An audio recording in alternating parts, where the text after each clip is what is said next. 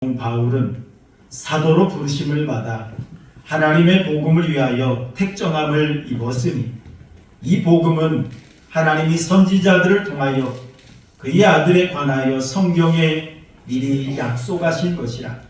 그의 아들에 관하여 말하면 육신으로는 다윗의 혈통에서 나셨고 성결의 영으로는 죽은 자들 가운데서 부활하사 능력으로 하나님의 아들로 선포되셨으니 곧 우리 주 예수 그리스도시니라. 그로 말미암아 우리가 은혜와 사도의 직분을 받아 그의 이름을 위하여 모든 이방인 중에서 믿어 순종하게 하나니 너희도 그들 중에서 예수 그리스도의 것으로 부르심을 받은 자니라.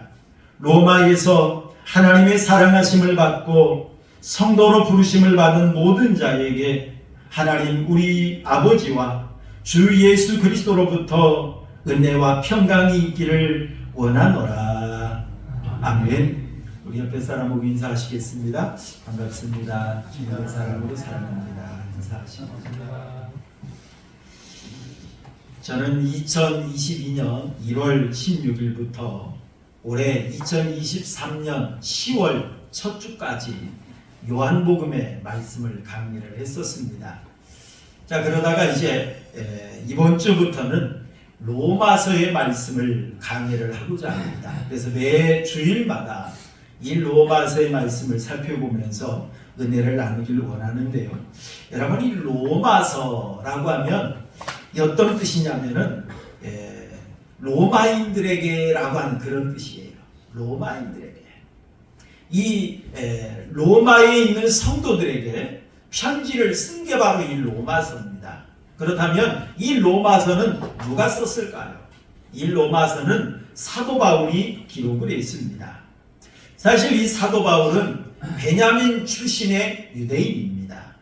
그런데 이 베냐민 출신의 유대인인데 이 사도 바울이 어디에서 출생을 했느냐면 지도를 한번 띄워주시고요.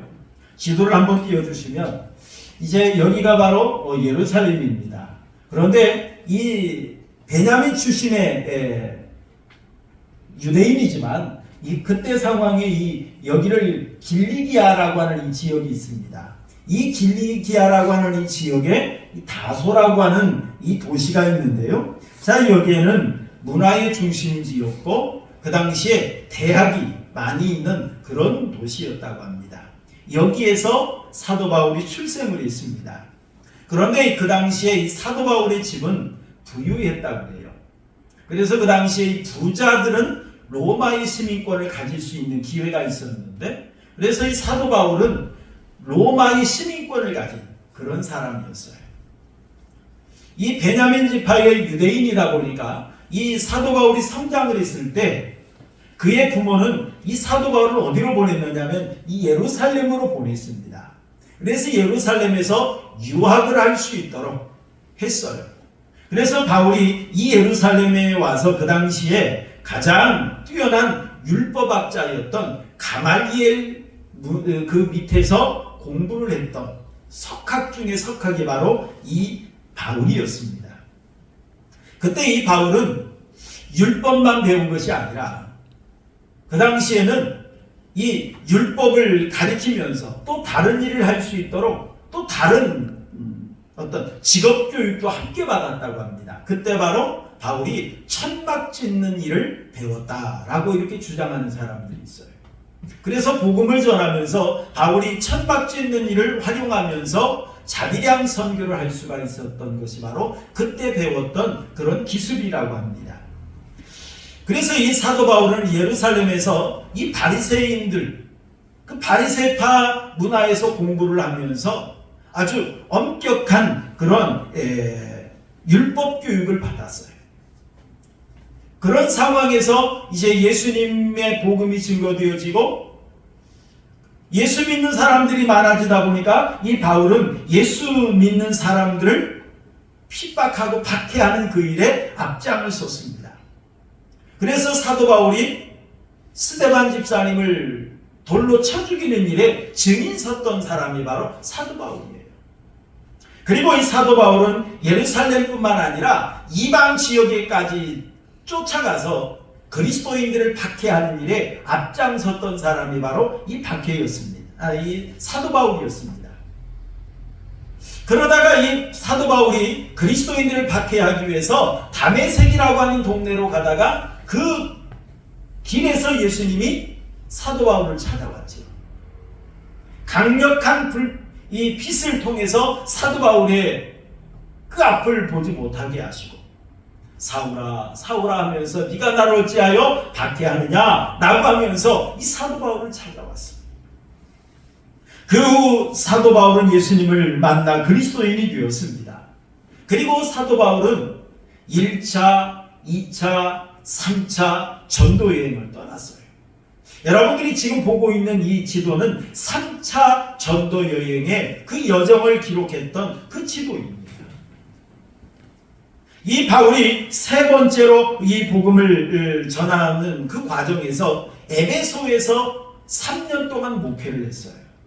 그리고 이 사도 바울이 그 당시가 바로 57년, 주후 57년이었는데 58년 봄에 맞이하는 이 오순절을 맞이해서 예루살렘에 가기를 원했습니다.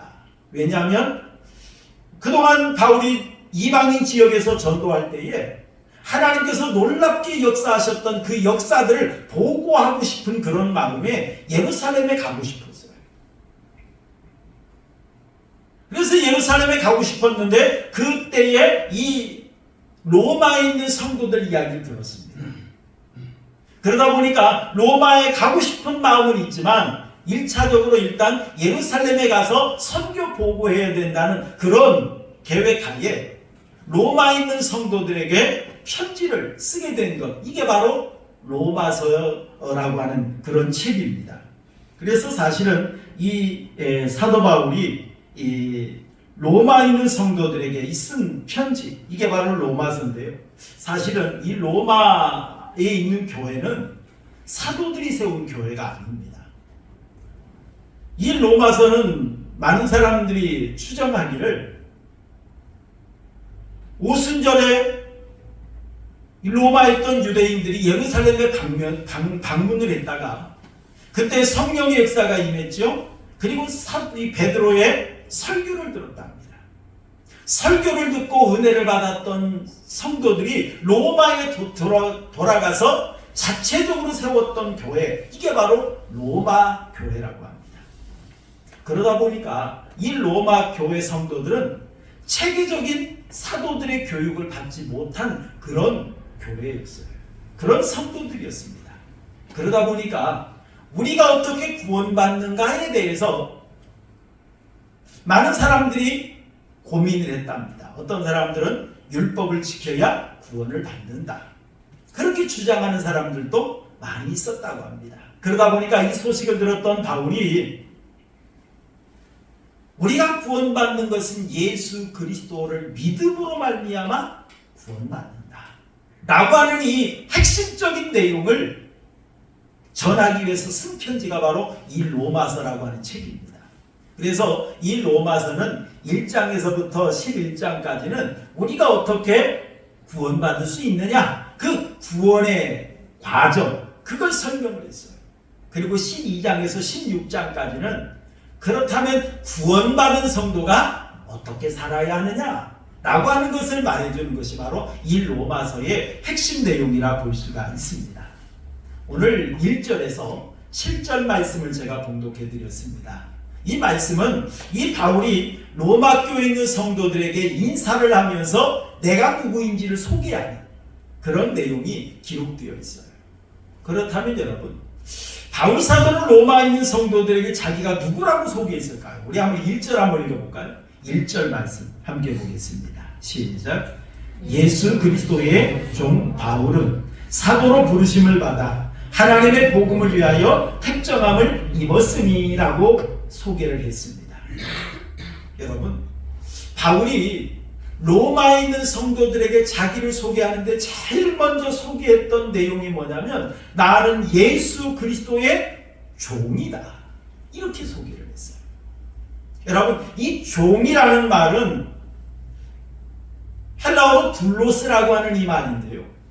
자, 이 말은 노예라는 말, 노예. 노예라는 말입니다. 이 나는 예수 그리스도의 노예다, 나는 예수 그리스도의 종이다 라고 하는 이 고백은 예수님이 나의 주인 되고 나는 예수님의 소유물이라는 거예요. 나는 예수님을 위해서 일하는 일꾼일 뿐이라는 것을 고백하기 위해서 바울은 나는 예수 그리스도의 종이다 이렇게 소개를 했습니다. 여러분, 그 당시에는요, 이 로마 시대에는 로마 전체 인구의 절반이 노예라 할 정도로 노예가 엄청 많았답니다. 어떤 신학자들은 주장하기를 그 당시 로마 전 지역의 노예 숫자가 6천만이었다라고 주장하는 사람이 있어요. 그리고 로마 시내만 해도 로마 시내 인구의 3분의 1이 노예였다라고 주장하기도 합니다. 그래서 20만에서 30만 명이 노예였다라고 주장을 합니다. 여러분, 어떻게 이 로마 시대에 그렇게 노예가 많을 수 있었느냐면 그 당시에 이 로마가 여러 지역을 정복을 했어요. 헬라도 정복을 하고 마게도냐, 팔레스타인, 터키, 또 북이스라엘, 북아프리카 이런 지역들을 다 정복을 했어요. 정복을 하고 그 지역에서 유능한 인재들을 포로로 끌어옵니다. 그러면 그들은 노예가 되는 거예요. 그러다 보니까 그 지역에 그 당시에 노예가 많았답니다. 그리고 이 노예들도요, 유능한 노예들도 많았다고 해요. 그래서 이 노예들로 하여금 자녀 교육을 담당하기도 하는 가정교사 삼는 일들도 비일비재했다고 합니다. 하지만 노예는 노예일 뿐이에요. 그래서 그들의 어떤 인격이나 그들의 모든 것을 무시당하고 그들은 아주 비참한 삶을 살 수밖에 없었습니다. 그래서 그 당시에는 이런 말도 떠돌았다고 합니다.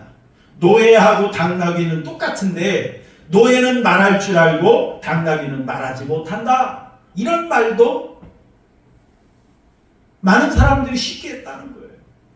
노예는 짐승이라는 거예요. 이 말은 짐승일 뿐이라는 거예요.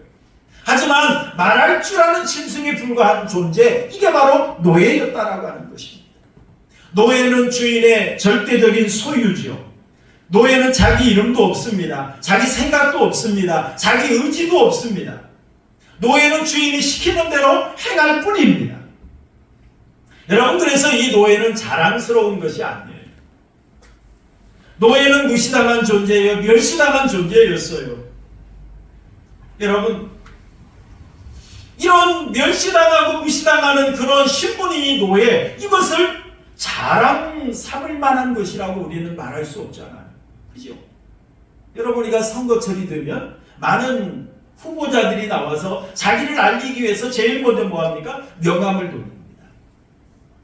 저도 명함을 많이 받아왔습니다. 명함을 받아보면 그 명함에는 자기를 소개하는 내용들이 많이 기록되어 있어요. 난 어디서 출생을 했고, 심지어 어느 초등학교, 어느 중학교, 어느 고등학교, 어느 대학을 나와서 내가 어떤 학위를 받고, 내가 어떤 지금까지 맡았던 직함들이 뭐고, 그냥 전에, 그리고 현재, 그냥 조금이라도 자랑거리가 될 만한 것이 있다면 다 기록을 한 걸 볼 수 있어요.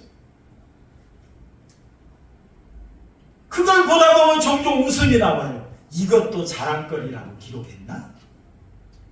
그런 명함들을 많이 받아보지 않습니까? 여러분, 만약 여러분들의 명함을 한번 새긴다고 생각해 보시길 바랍니다. 여러분들의 명함을 새긴다고 한다면 여러분들의 명함에는 여러분들은 어떤 사람이라고 여러분 소개하고 싶습니까?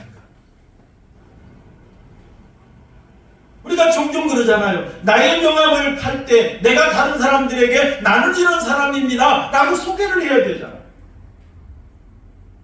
여러분, 명함에다가 나의 부끄러운 것을 기록하는 사람은 거의 없습니다. 나의 부족함을 기록하는 사람도 거의 없습니다. 이왕이면 나의 자랑스러운 것, 내가 좀 그래도 드러낼 만한 거, 명함을 처음 받아봤을 때 이러신 분이군요 라고 할 만한 내용을 기록하고 싶을 것입니다.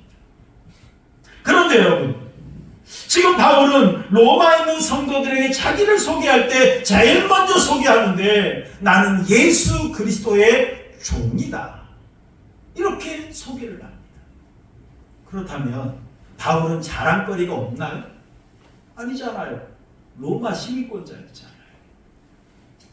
그 당시 최고의 석학이었잖아요. 가말리엘 문화에서 공부를 했고 누구보다도 하나님을 섬기는 일에 열정이었던 그런 사람이었잖아요. 그런데 그런 모든 것들은 다 제외해버리고 나중에 우리가 보았던 것처럼 모든 것들은 그런 것들은 다 배설물처럼 여겼어요. 쓰레기처럼 여겼어요. 그리고 바울은 자랑스럽게 나는 예수 그리스도의 종이다. 이렇게 소개를 하고 있어요. 여러분, 사실 여러분 그 당시에 노예는 마지못해 되는 존재잖아요. 나 노예야. 나 노예하고 싶어. 나는 노예가 소망이야. 그런 사람은 단 한 사람도 없잖아요. 마지못해 억지로 전쟁에 패배해서 나라를 잃고 힘이 없다 보니까 노예로 끌려온 거잖아요. 여러분, 그런데 지금 이 바울은 다메섹 도상에서 예수님을 만난 후에 억지로가 아니라 자원해서 스스로 나는 예수 그리스도의 종이야.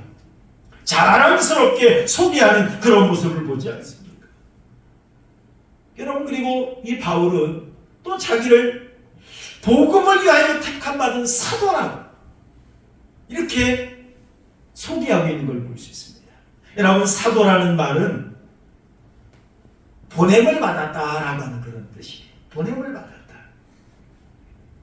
정말 하나님의 기쁜 소식, 이 복음을 전하기 위해서 하나님께서 나를 특별히 선택하셔서 나를 부르시고 나를 보내셨다. 나는 이런 사람이다 라고 하는 것을 바울은 소개하고 있는 걸 볼 수가 있어요. 그래서 바울이 사도가 된 것은 자기 의지로 된 것이 아니에요. 하나님의 의지에 따라서, 하나님의 계획에 의해서 이 바울은 사도가 되었다. 다시 말하면 하나님의 전적인 은혜로 말미암아 나는 사도가 되었다 라고 하는 것을 바울은 고백하고 있습니다. 여러분, 바울이 어떻게 복음 전하는 자가 될 수 있었을까요? 어떻게? 사실 바울은 예수님은 메시아가 아니다는 확신이 가득 차 있었던 사람입니다. 예수는 메시아가 아니야. 그래서 예수 믿는 사람들을 박해했던 거예요. 바울이 볼 때 예수는 메시아가 아니라 신성 모독자요, 이단의 수괴에 불과했어요. 많은 사람들을 미혹하고 지옥불로 인도하는 그런 이단자에 불과했어요. 바울이 볼 때는. 그래서 바울은 국내에서 박해하다가 그것 가지고 양이 차지 않았어요. 그래서 외국에까지 나아가서 그리스도인들을 박해하는 그런 열정 있는 사람이었어요. 그러다가 이제 다메섹까지 가는 그런 공문을 받아가지고 다메섹으로 가다가 예수님을 만났습니다. 그때는 살기가 둥둥했어요. 그런데 예수님을 만난 후 바울은 어찌했느냐? 우리 갈라디아서 1장 17절 한번 읽어볼까요? 갈라디아서 1장 17절 함께 보겠습니다. 시작. 나보다 먼저 사도된 자들을 만나려고 예루살렘으로 가지 아니하고 아라바로 갔다가 다시 다메섹으로 돌아갔노라 라고 말을 합니다. 바울은 다메섹에서 예수님을 만났어요. 이 다메섹에서 예수님을 만난 후에 이 바울이 그 다음에 어떻게 했는가 라고 하는 걸 소개하는 내용이에요. 지금 다메섹에서 예수님을 만났다면 그 예수님이 어떤 분인지를 더 알고 싶어서 아마 저 같으면 사도들을 찾아갔을 것 같아요. 베드로를 찾아간다든지 뭐 이런 사람들을 찾아갈 것 같은데 이 바울은 그리하지 않았다는 거예요. 바울이 어디로 갔느냐? 아라바로 갔다는 거예요. 아라바로. 그러게 여러분 18절 19절도 한번 읽어볼까요? 갈라디아서 1장 18절 19절 시작. 그 후 3년 만에 내가 게바를 방문하려고 예루살렘으로 올라가서 그와 함께 15일을 머무는 동안 주의 형제 야고보 외에 다른 사도들을 보지 못하였노라 라고 말하는 걸 볼 수가 있습니다. 이 바울은 많은 신학자들이 주장하기를 다메섹에서 예수님을 만난 후에 바울은 어디로 갔느냐? 아라비아라고 하는 사막으로 갔습니다. 이 사막으로 갔는데 그때 바울이 뭘 들고 갔느냐? 구약 성경을 가지고 갔어요. 율법에 능통한 자였잖아요. 그러다 보니까 구약 성경을 가지고 가서 이 아라비아에 가서 바울은 구약을 깊이 파기 시작했다는 거예요. 그러면서 창세기 12장 2절에 말하는 복의 근원이 과연 예수인가? 이사야서 11장 1절에 나오는 이새의 줄기에서 한 싹이 나며라고 했는데 이 이새의 줄기에서 난 싹이 바로 이분이 바로 예수 그리스도입니다. 이사야서 61장 1절에 나오는 여호와의 기름 부음을 받은 종이라고 하는 자가 나오는데 이분이 과연 예수입니다.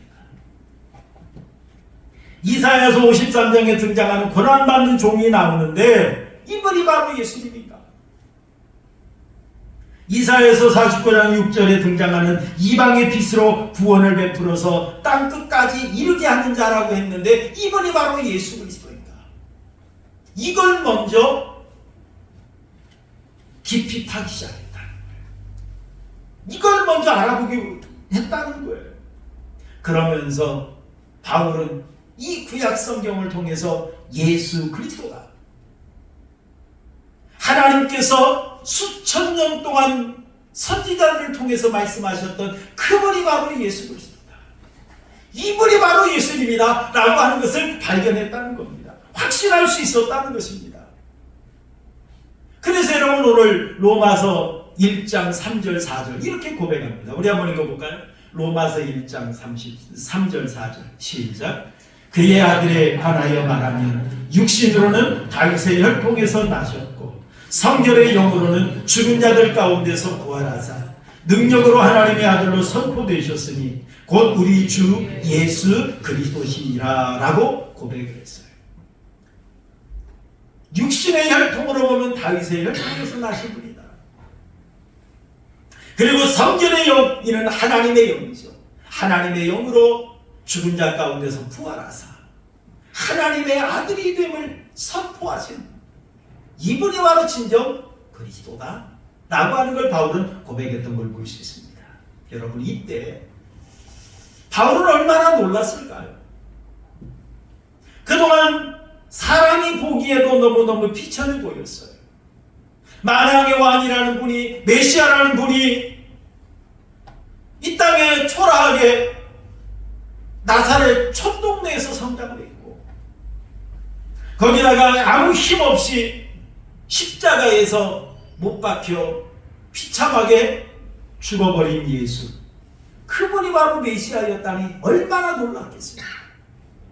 거기다가 이 바울은 그동안 예수를 이단의 괴수라고 정죄하고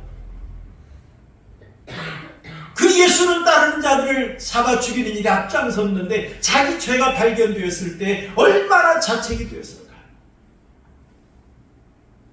그뿐만이 아니죠.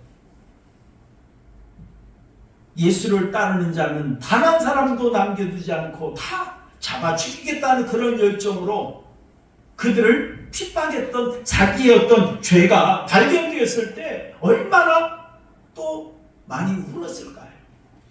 그뿐만이 아니죠. 그랬던 자기를 이 구원의 복음을 전하는 그런 전도자로 불러주셨다는 이 은혜가 얼마나 감격스러웠을까요? 얼마나 감격스러웠을까요? 천벌받아 마땅한 나인데, 죽어 마땅한 나인데 그런 나에게 이 복음을 맡겨주시고 이 복음을 전할 수 있는 사도로 불러주셨다. 이 은혜가 너무너무 바울은 컸을 것입니다. 그래서 5절 우리 한번 읽어볼까요? 로마서 1장 5절 함께 봅니다. 시작. 그로 말미암아 우리가 은혜와 사도의 직분을 받아 그의 이름을 위하여 모든 이방인 중에서 믿어 순종하게 하나니라고 말했어요. 이러한 하나님의 은혜로 내가 사도가 되었다는 거예요. 이러한 하나님의 은혜로 내가 복음을 전할 수 있는 자가 되었다는 거예요. 여러분 한번 생각해 보시길 바랍니다. 만약 여러분들을 오늘 대통령 경호실장이나 비서관으로 부른다면 여러분들의 기분이 어떨까요? 여러분 아무나 불러주는 자리가 아니잖아요. 그죠? 아무나 불러주는 자리가 아닙니다. 그만한 실력이 있고 그만한 능력이 있고 경력이 있고 그런 자들이 가는 자리지 아무나 불러주는 자리가 아니에요. 그런데 나같이 부족한 사람을 그런 자리를 불러주었다면 우리는 얼마나 그게 자랑스럽겠습니까? 자랑스럽잖아요. 여러분들의 아들이, 여러분들의 딸이 대통령 경호실장 되었다고 생각해 보세요. 비서실장 되었다고 생각해 보세요. 여러분 얼마나 이게 자랑할 만한 일입니까? 여러분 한 나라의 대통령의 비서실장이 되어도 경호실장이 되어도 너무너무 자랑스러운 일인데 만왕의 왕이신 하나님이 나를 인정해 주어서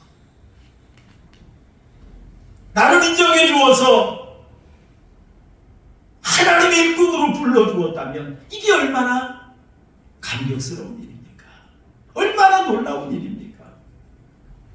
여러분 전지전능하신 하나님이 나를 볼 때에 너는 감당할 만한 능력이 있어. 너는 능히 잘 감당해낼 거야. 그걸 인정해 주시면서 나를 하나님의 귀한 사명자로 불러주셨을 때 이게 얼마나 감격스러운 일이겠느냐는 거죠. 얼마나 감사한 일이겠느냐는 겁니다. 그래서 바울 사도는 로마에 있는 성도들에게 자기를 소개하면서 나는 이러한 하나님의 은혜로 그리스도의 종이 된 사람이다. 나는 이러한 하나님의 은혜를 받아 복음을 전하는 사도가 된 자이다 라고 하면서 감격스럽게 자기를 소개하고 있습니다. 이랬던 바울이 로마에 있는 성도들에게도 여러분들이 어떤 분인지 아십니까? 라고 하는 내용의 말을 하는 걸 볼 수 있어요. 우리 6절 한번 읽어볼까요? 6절 봅니다. 시작. 너희도 그들 중에서 예수 그리스도의 것으로 부르심을 받은 자니라 라고 말합니다. 로마에 있는 성도들에게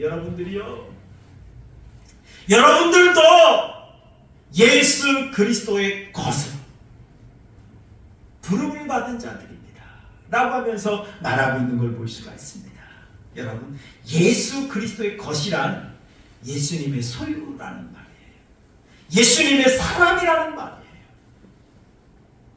여러분 하나님께서 이스라엘 백성들에게도 이사야서 43장 1절 우리 잘 알고 있는 말씀이죠. 우리 함께 그냥 외우시는 분이 외우시고 우리 한번 읽어보겠습니다. 시작. 야곱아 너를 창조하신 여호와께서 지금 말씀하시느니라.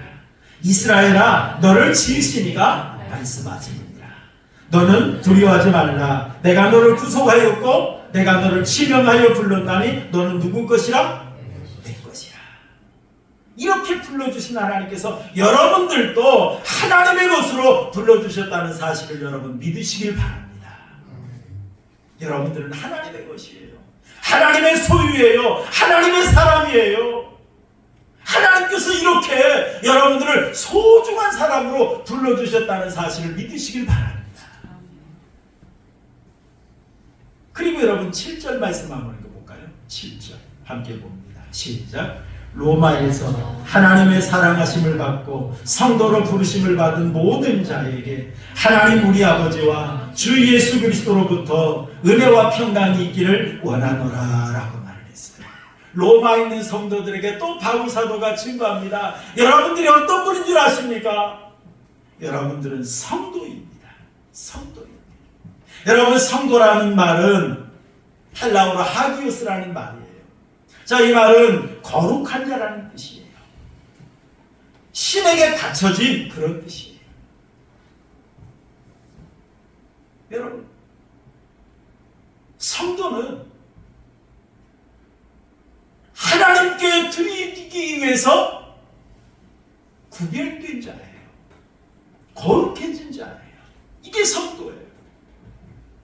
예수 그리스도의 보혈의 피로 말미암아 죄 사함을 받고 죄악으로 깨끗해진 의로워진 성도, 의로워진 사람, 이 사람이 바로 성도예요. 여러분 구약에 보면요, 물건도 하나님을 위해서 쓰기에 되어지면 그건 거룩한 것이 되었어요. 성전에 보면 많은 성전의 기물들이 있죠. 그 성전의 기물들이 아주 소중한 것이 된 이유가 뭐냐면 하나님께 제사 드리는데 사용되기 때문에 그런 거예요. 여러분, 땅도 하나님을 위해서 쓰게 되면 그건 거룩한 땅이 되는 줄 믿으시길 바랍니다. 여러분, 사람도 하나님을 위해서 사용하게 되어지면 그 사람은 거룩한 사람인 줄 믿으시길 바랍니다. 여러분, 우리는 죄와 허물로 말미암아 죽었던 존재였잖아요. 그랬던 우리를 하나님께서 불러내 주셔서 하나님을 위해서 일할 수 있는 사람으로 우리를 구별해 주셨어요. 그래서 우리가 거룩한 자가 된 거예요. 여러분, 오늘 나와서 예배하시잖아요. 여러분, 오늘 하나님의 이름을 우리가 찬양하고 하나님을 높여 노래 부르며 하나님 앞에 예배할 수 있다는 거 얼마나 놀라운 일인지 몰라요. 여러분, 아무나 하나님을 예배할 수 있는 거 아니에요. 여러분, 성경을 달달달 외운다고 예배자 되는 게 아니에요. 저는 며칠 전에 카센터에 갔는데 제가 책을 보고 있었어요. 책을 보고 있었더니 어떤 분이 교회 다니세요? 라고 묻더라고요. 그래서 제가 저 목사입니다 라고 했더니 아, 그러세요? 제가 서울 사랑의 교회 옥하는 목사님 책을 읽고 있었거든요. 그러면서 하는 이야기가 자기가 옛날에 교회를 다녔는데 교회를 안 나간 지 몇십 년 안 된다 그러면서 성경 이야기를 쭉쭉 하는데 머리에는 많이 들었어요. 근데 예배하지 않아요. 교회 나가지 않아요. 제가 마지막으로 그랬어요. 부모의 은혜를 아는 사람은요, 효도하지 말라고 해도 효도합니다. 그게 은혜를 아는 자의 모습이에요. 여러분, 슬프면 눈물 나죠? 울지 말라 해도 눈물 나요. 기쁘면 나도 모르게 웃음이 나오죠. 그런 것처럼 은혜 받으면요, 자연스럽게 예배하는 거예요. 예배하지 말라 해도 예배할 수밖에 없어요. 우리 너무너무 좋은 일 있으면 그냥 막 자랑하고 다니잖아요. 때로는 푼수처럼 자랑하기도 하잖아요. 왜요? 좋으니까. 하나님의 은혜를 알면요, 하나님의 사랑을 알면요, 예배할 수밖에 없어요. 제가 그 얘기를 하고 그분과 헤어졌어요. 우리 교회 한번 오세요 라고 하면서 제 전화번호를 알려주긴 했는데, 여러분, 예배는요, 하나님의 은혜 받은 자만이 예배하는 거예요. 여러분, 하나님을 예배할 수 있다는 거, 여러분, 놀라운 은혜 받은 증거인 줄 여러분 믿으시길 바랍니다. 바울 사도는 자기가 하나님의 은혜로 그리스도의 종이 되었고 그리스도의 복음을 전하는 자로 부름받았다는 걸 확신하면서 로마에 있는 성도들에게도 여러분들이 하나님의 것이 되었습니다. 여러분들은 하나님을 위해서 일할 자로 거룩한 자로 구별된 성도들입니다 라고 하는 것을 증거하는 걸 볼 수가 있습니다. 여러분들은 어떤 존재라고 생각을 하십니까? 여러분들이 얼마나 여러분 귀한 존재인지 여러분 알고 계십니까? 여러분들은 일평생 무엇을 위해 여러분 살기를 원하십니까? 여러분, 왜 우리가 공부해야 되죠? 왜 우리가 돈을 벌어야 되죠? 여러분, 왜 요즘 우리나라 출산 문제 많이 있는데 왜 우리가 자녀를 낳아야 됩니까? 우리 그리스도인들이 이걸 몰라요. 그리고 우리 그리스도인들도요, 애를 안 낳으려고 그래요. 세상 사람들의 가치관을 가지고 살려 합니다. 왜 우리가 결혼해야 되고 왜 우리가 자녀를 낳아야 되는데 그 목적이 없어요. 이유를 몰라요. 여러분, 하나님의 영광을 위해서 하나님의 복음을 전하고 하나님의 나라를 위해서 우리는 해야 되는 줄로 믿으시길 바랍니다. 어떤 사람이 길을 가다가 세 사람이 일을 하고 있었대요. 그래서 그 세 사람에게 동일하게 질문을 했답니다. 거기서 뭐 하십니까? 라고 물었답니다. 그랬더니 첫 번째 하는 사람이 말하기를 보면 몰라요? 돈 벌어요. 그러더랍니다. 첫 번째 일하는 사람은 일하는 것이 목적이 돈 버는 게 목적이에요. 두 번째 일하던 사람이 말을 하기를 뭐라고 했느냐면 보면 몰라요? 돌을 깎고 있지 않소. 그 사람은 그냥 자기가 돌 깎는 것이 목적이에요. 그냥. 그리고 세 번째 지나가는 사람이 일하던 사람이 말을 하기를 나는 하나님이 시켜서 하나님의 집을 짓고 있어 라고 대답을 하더라는 겁니다. 여러분 똑같은 일이에요. 그런데 어떤 사람은 일을 하는데 생계수단으로 일을 하는 거예요. 돈을 벌기 위해서. 그 사람에게 가장 중요한 것은 금전적이나 물질적인 보상을 해주면 그 사람은 끝나는 거예요. 두 번째 사람은 자기의 출세수단이나 어떤 명예를 위해서 또 일하는 그런 사람들도 있죠. 그 사람들은 어떤 사회적인 명예나 그런 것이 주어지면 그걸로 끝이 나요. 근데 여러분, 내가 지금 하는 일이 하나님이 나에게 맡겨주셔서 하는 일이다. 하나님의 일이다라고 생각하는 사람은 어떤 일을 해도 정성을 다합니다. 기쁨으로 합니다. 하나님이 나에게 하나님의 일을 하도록 나에게 맡겨주었지. 이건 하나님이 시켜서 하는 일이야. 자기가 하는 일의 가치를 알아요. 자기가 하는 일의 의미를 알아요. 그래서 이 하는 것이 너무너무 기쁘고 즐거운 거예요. 그저 그냥 일하는 것이 아니라, 그저 청소하는 것이 아니라 하나님이 맡겨주셔서 하는 일이기 때문에 나는 이것을 하는 것이 하나님을 기쁘게 하는 거야. 그런 목적을 위해서 하기 때문에 기쁜 거예요. 자기만 기쁩니까? 남을 또 유익하게 하죠. 하나님의 일이라고 하는 사람이 대충 하나요? 속이며 할 수 있나요? 그렇지 않습니다. 여러분, 우리가 하는 일이 하나님을 위한, 하나님이 나를 부르신 이유가 하나님의 것으로 하나님의 소유로 불러주시고 하나님의 귀한 일을 맡겨주기 위해서 불러주신 나는 성도잖아요. 구별된 자잖아요. 그렇기 때문에 우리가 무엇을 하더라도 하나님을 위해서 하는 거예요. 여러분, 우리가 자녀를 많이 낳아야 됩니다. 자녀를 낳아서 그 자녀들을 신앙으로 말씀으로 잘 양육해서 하나님의 사람으로 세워야 돼요. 그 하나님의 사람 한 사람이 바로 세워짐으로 인하여서 한 나라가 살 수 있고요. 이 세계가 변할 수가 있어요. 바로 세워진 그리스도인 한 사람을 세우는 이 사명이 여러분들에게 있다는 사실을 여러분 믿으시기 바랍니다. 그런데 우리는 이 땅에서 편한 것만 생각을 해요. 자녀 낳으려면 내가 희생해야 되잖아. 내가 왜 희생해야 돼? 내 인생도 있는데? 그런 생각을 가지고 사는 사람은 그저 이 땅이 목적이에요. 썩어 없어질 것이 목적이에요. 그러나 하나님의 나는 사람으로 세움받아서 하나님의 일을 할 사람으로 세움받았다는 확신 가지고 사는 사람은 하나님을 위해 일합니다. 진정 가치 있고 영원히 남아있을 그 역사를 위해서 일을 하는 거예요. 그런 사람들에게는 하나님 나라의 상급과 면류관이 주어진다는 사실을 믿으시길 바랍니다. 여러분, 영국의 윌버포스라는 사람이 있어요. 이 윌버포스라는 사람은 1785년 그때 25살 나이에 정치 어떤 의회에서 일할 수 있는 그런 기회가 있었답니다.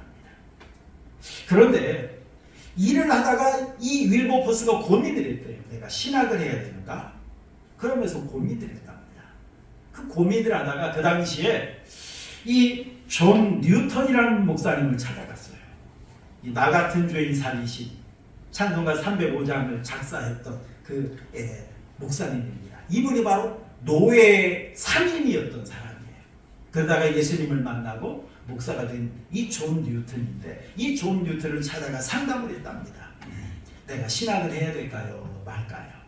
그랬더니 존 뉴턴 목사님이 이렇게 권면했답니다. 하나님은 신학교에 가는 것 이상으로 더 중요한 부르심이 있어서 당신을 영국의 의회에 보내셨을 것입니다. 당신은 신학교에 가는 것보다 그 일을 하는 것이 더 귀한 것이다 이 말이죠. 그때 이 윌버포스가 이 말을 듣고 다짐을 하면서 정치를 하겠다는 비전을 가졌답니다. 그리고 영국의 노예제도 폐지를 위해서 일생을 바쳐 일했던 사람이 바로 윌리엄 윌버포스입니다. 정치를 해도 하나님의 영광을 위해서, 하나님의 뜻을 위해서. 이게 바로 여러분 하나님께 부름받는 자의 모습이라는 거예요. 사랑하는 우리 하은교회 성도 여러분, 하나님께서 우리를 하나님의 사람으로 불러주셨다는 사실을 여러분 믿으시길 바랍니다. 하나님께서 우리를 하나님의 거룩한 일을 위해서 우리를 불러주셨다는 사실을 여러분 믿으시길 바랍니다. 그래서 내가 하나님의 것이 되었어요. 그래서 내가 성도가 되었어요. 여러분 이 바울처럼 이 귀한 은혜의 마음을 여러분 간직하시고 그 은혜에 감사한 마음으로 하나님의 것으로 하나님의 거룩한 영광을 위해 살아가는 우리 하은교회 성도님들의 삶이 되시기를 주님의 이름으로 축원합니다.